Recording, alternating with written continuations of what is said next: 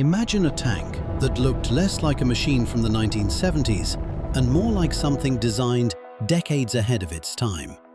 Military planners saw enormous potential in it. Engineers believed it could redefine armored warfare. And even today, some of its concepts seem remarkably modern. Yet despite all the excitement, something went terribly wrong. If you're interested in tanks, secret military projects, and forgotten war machines, be sure to subscribe to the channel and turn on notifications.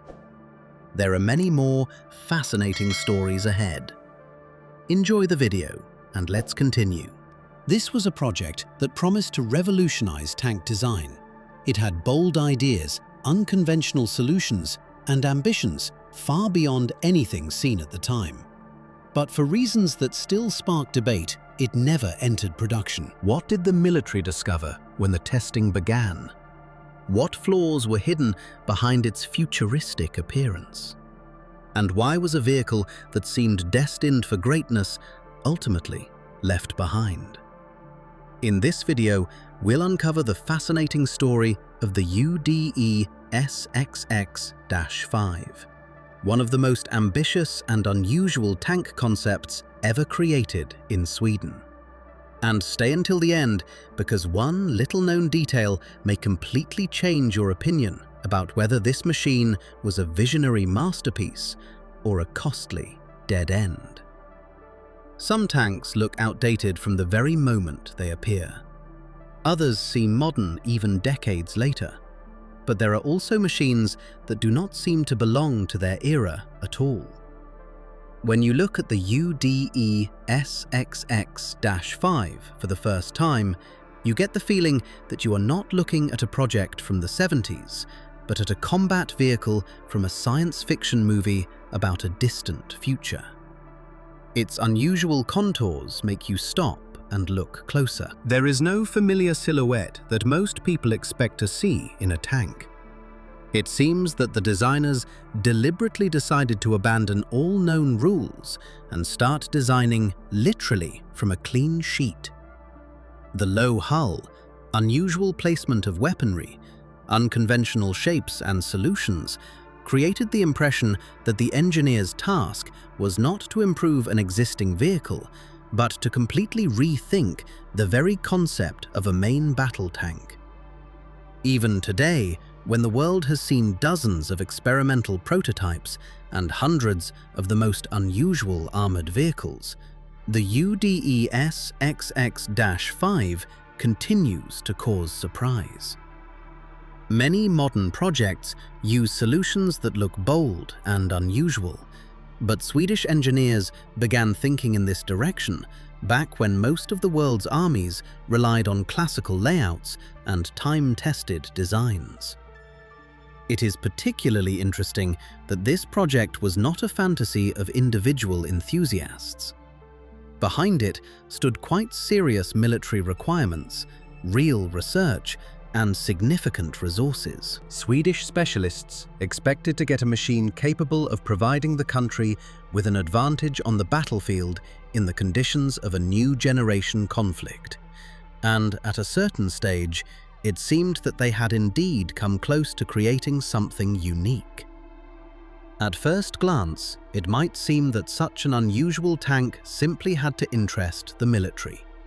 After all, history knows many examples where bold technical solutions initially caused distrust, but then became a world standard. That is exactly why the fate of the UDES XX-5 looks so mysterious. The vehicle possessed a number of advantages that could have made it one of the most unusual developments of its time. Many ideas of the project were ahead of existing technologies and opened up completely new possibilities for armored vehicles. But the deeper you begin to study the history of this machine, the more questions arise. Why did a project that looked so promising never turn into a production tank? What problems were hidden behind its futuristic appearance? What exactly did the engineers and the military see when beautiful blueprints began to clash with harsh reality? And was the UDES XX-5 truly a revolution that simply wasn't appreciated in time? Or were there flaws hidden behind the unusual appearance that could cancel out all its advantages? To find the answers, it is necessary to transport ourselves to the period when Sweden seriously thought about creating a completely new generation of armoured vehicles, and began looking for solutions that for their time seemed almost incredible. By the beginning of the 70s, the Swedish military increasingly wondered what the battlefield of the future would look like. The world was changing rapidly. New anti-tank weapons appeared, target detection systems were improved, and armoured vehicles became more powerful and technologically advanced. Machines that were considered modern just recently were gradually beginning to give way to new developments. For Sweden, this issue was of particular importance. The country adhered to a policy of neutrality, but perfectly understood that in the event of a major conflict, it would have to rely primarily on its own strength. The army needed equipment capable of operating effectively in the difficult conditions of the northern terrain, among forests, hills, and numerous natural shelters. Simply improving existing tanks was no longer enough. The military wanted to gain a qualitative advantage that would compensate for the potential numerical superiority of the enemy. That was when the large-scale research program UDES appeared. Its name stood for Underlagsdokumentation Eldkraftskydd, Substitution Documentation Firepower Protection. But in practice, the program became a huge platform for finding the boldest solutions in the field of armored vehicles. Engineers were given unusual freedom of action. Instead of another modernization of existing vehicles, they were invited to imagine what a next-generation tank could become. From the very beginning, it was clear that this was not about cosmetic changes. The military was interested in fundamentally new approaches.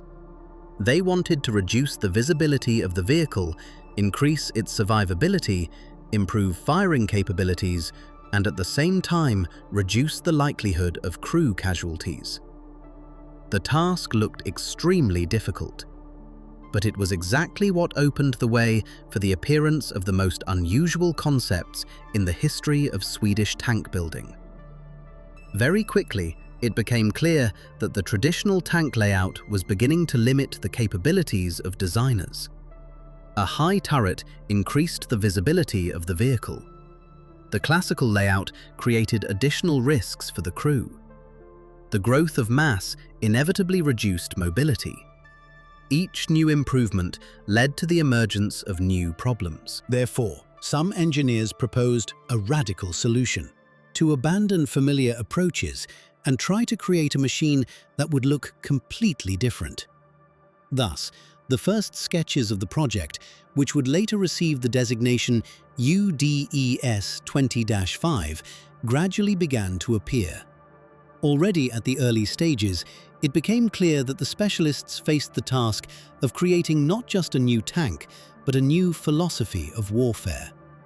Instead of increasing armor and size, they decided to bet on low visibility, an unusual layout, and the ability to use the terrain features better than any opponent.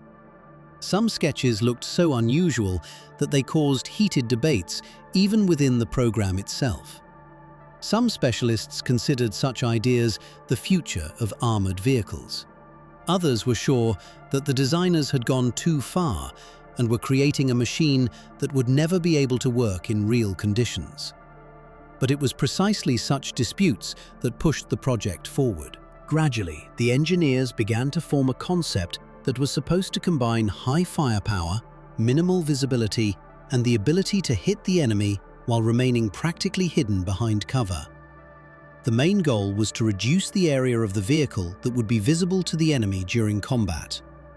If a conventional tank had to show a significant part of its hull and turret to fire, the new project was supposed to minimize this risk.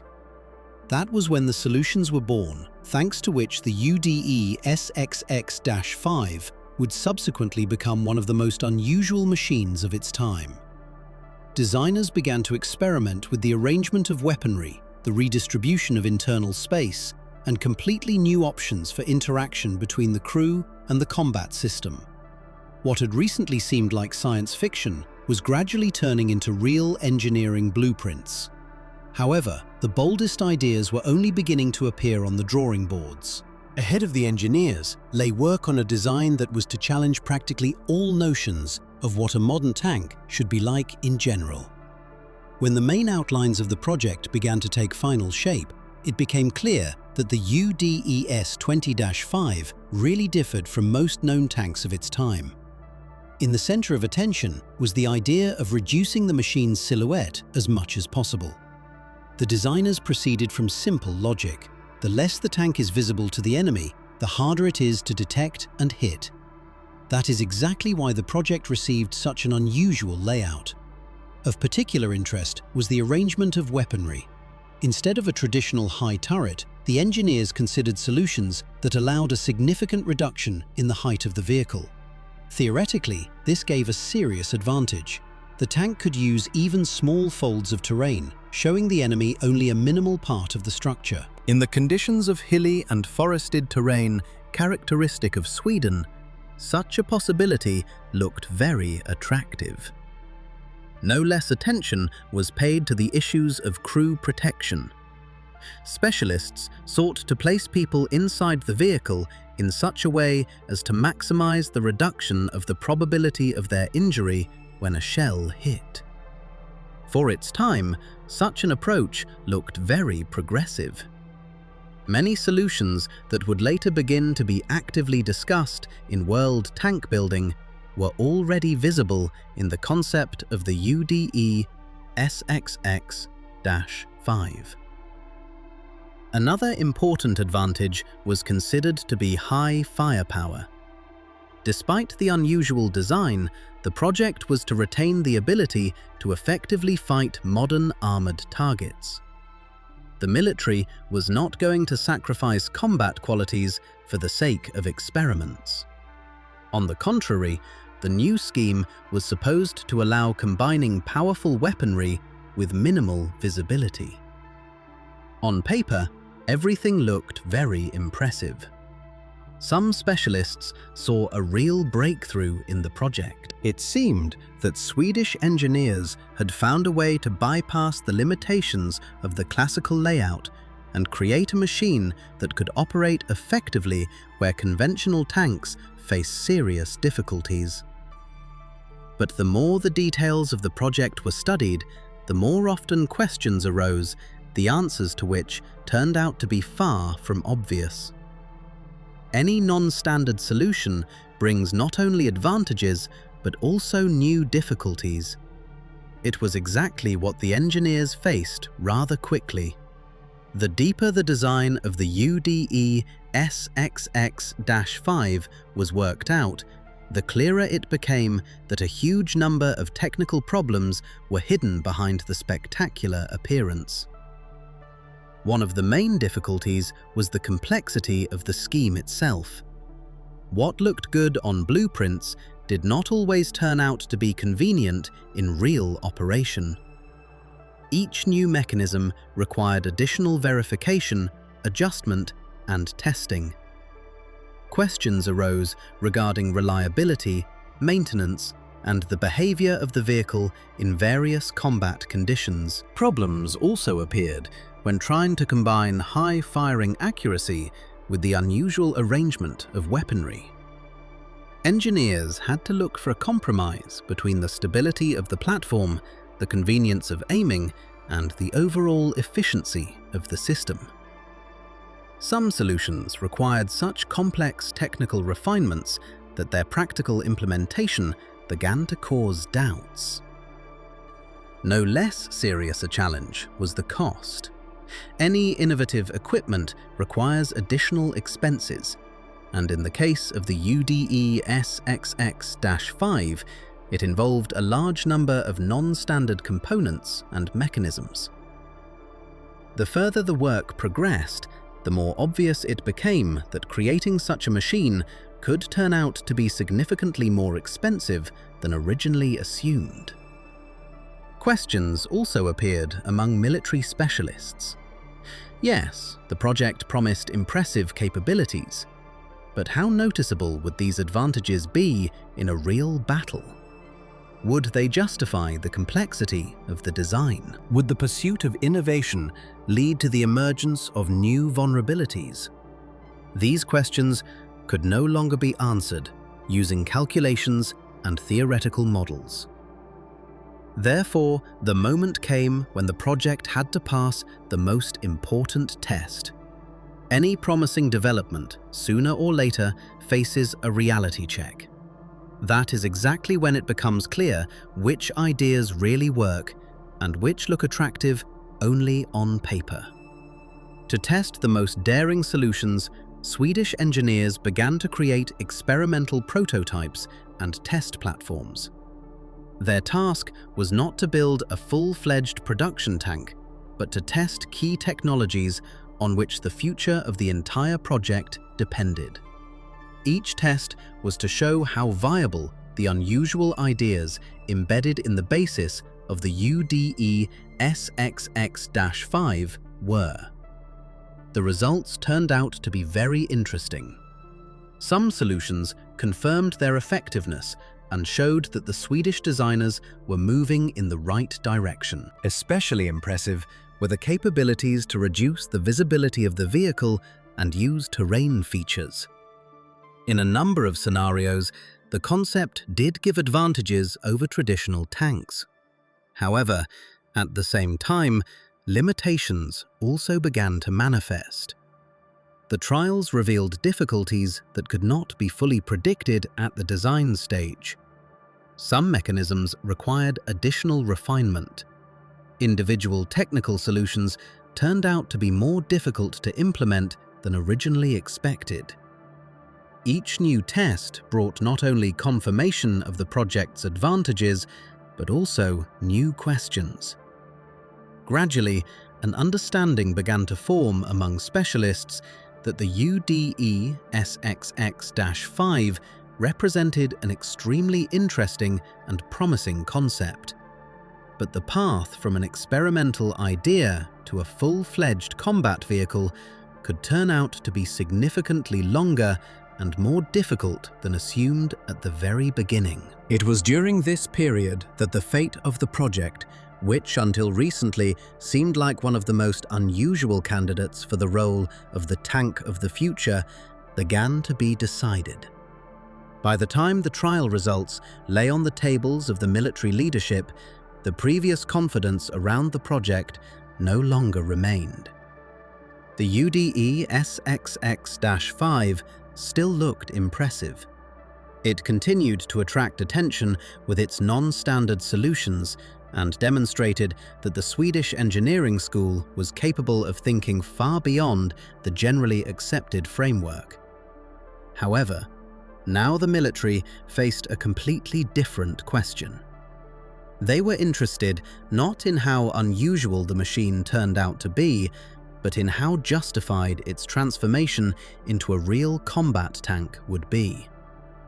The more detailed the specialists analyzed the prospects of the project, the more obvious it became that a huge amount of additional work would be required to launch serial production. Many key solutions were still in the testing stage. Individual systems needed serious refinement, and some technical problems had no ready-made solution at all. This meant additional years of development, new trials, and an inevitable increase in costs. The situation was also complicated by the fact that the rapid development of traditional tanks continued in the world. While engineers experimented with futuristic concepts, manufacturers of classical armored vehicles did not stand still. Modern fire control systems became more accurate, armor protection was improved, and new engines provided increasingly high mobility. As a result, the gap between the experimental project and well-developed production vehicles was gradually narrowing. For the military, this was especially important. Any army is forced to evaluate not only the technical capabilities of equipment, but also the risks associated with its operation. Even the most promising project loses its attractiveness if it requires too much time, money, and resources to be brought to a combat-ready state. In the case of the UDES XX-5, this factor was becoming increasingly noticeable. In parallel, views on the development of armored vehicles were also changing.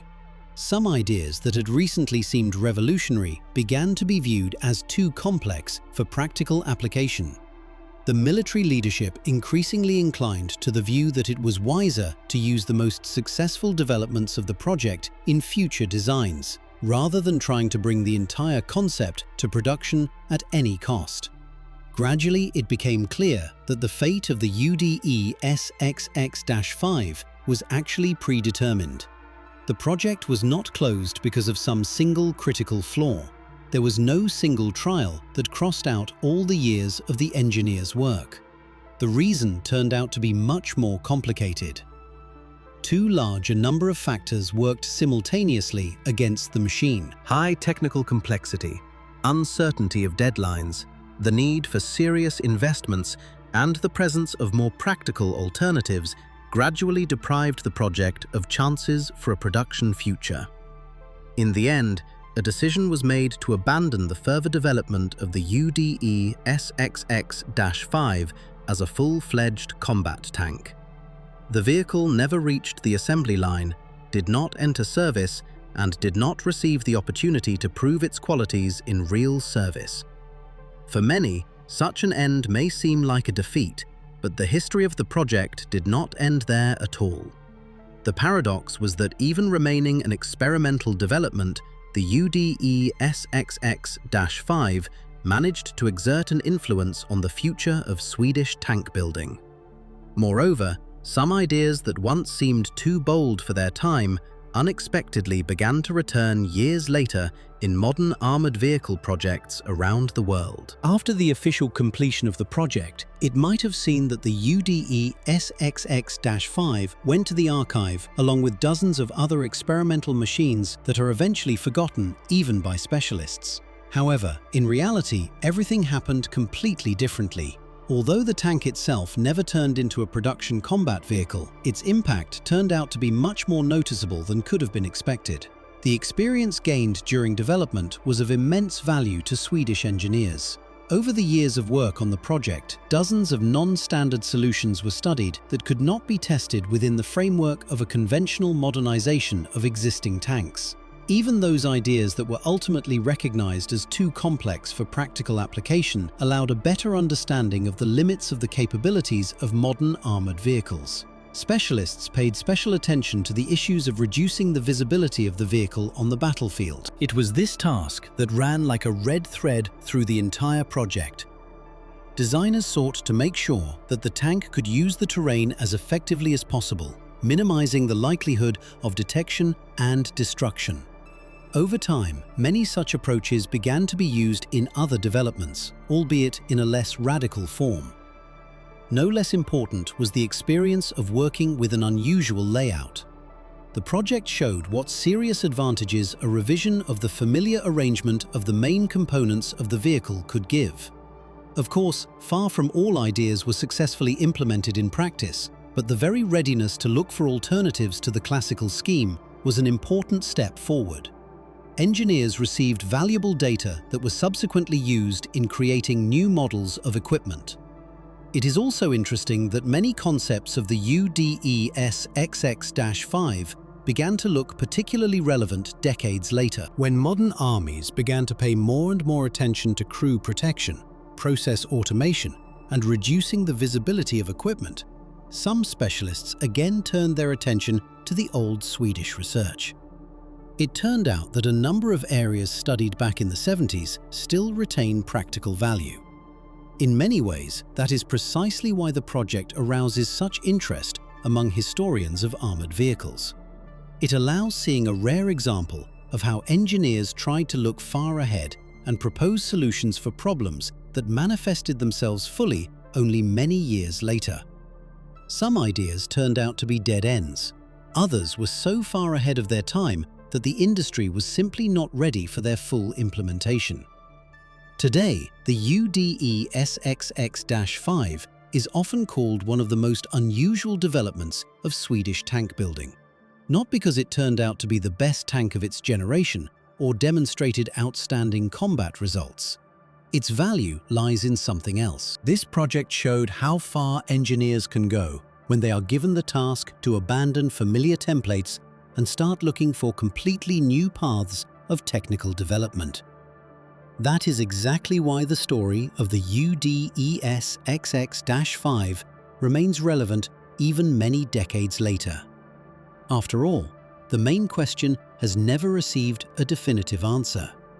Was this tank too bold for its time, or did the military make the right decision by abandoning the project?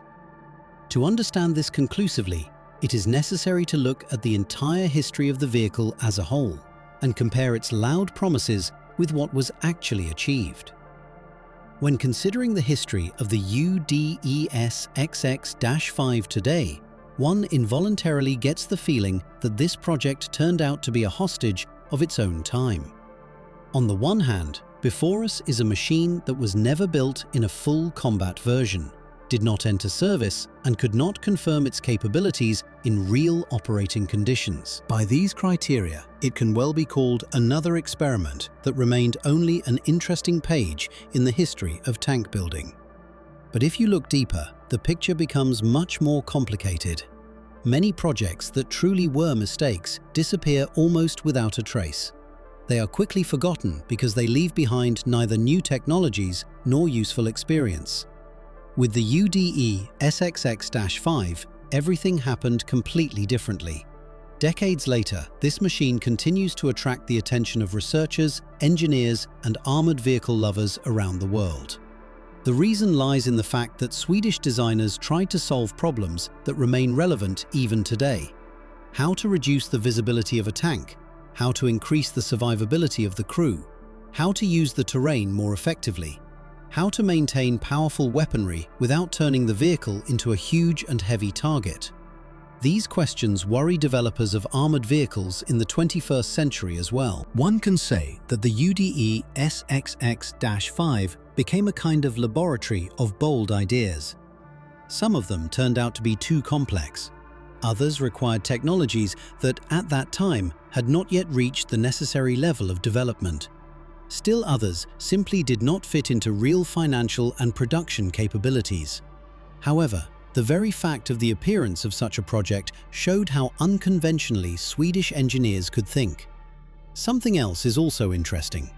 If you compare the UDE XX-5 with most production tanks of its time, it becomes obvious that the Swedes deliberately went against the general direction of armored vehicle development. While many countries relied on increasing protection, engine power, and perfecting the traditional layout, the authors of the project tried to change the very approach to creating a tank. It was a risky path, but it was exactly what made the vehicles so unusual. Of course, it cannot be argued that the military made a mistake by abandoning the project. The army leadership made the decision based on available data, industrial capabilities, and the real needs of the armed forces. For serial production, a reliable, predictable, and relatively economical machine was required. The UDE XX-5 at that time could not guarantee the fulfillment of all these requirements. However, the project itself cannot be called a mistake either. Even without making it to the assembly line, it fulfilled an important task.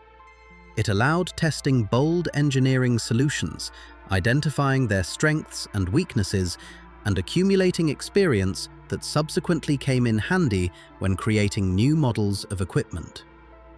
In this sense, the UDE XX-5 turned out to be much more successful than many vehicles that were formally adopted into service but left no noticeable mark on the development of tank building. Perhaps the main value of this project lies precisely in its incompleteness. It shows that progress is born not only from successful production vehicles. Sometimes, the greatest impact is exerted by developments that remain experiments. They expand the boundaries of the possible and force engineers to look for new solutions where most prefer to use already proven schemes. Therefore, today, the UDES XX-5 can be perceived in two roles at once. For some, it will remain a beautiful but too complex dream that never had a real chance of becoming a mass-produced tank. For others, it is one of the boldest and most far-sighted projects of its time, the ideas of which significantly outpaced the capabilities of the era. And, perhaps, it is here that the main paradox of the whole story is hidden. Despite the fact that the UDE SXX-5 never became a production vehicle, it continues to be discussed decades later. Meanwhile, many tanks that were once considered much more successful and promising have long been known only to a narrow circle of specialists.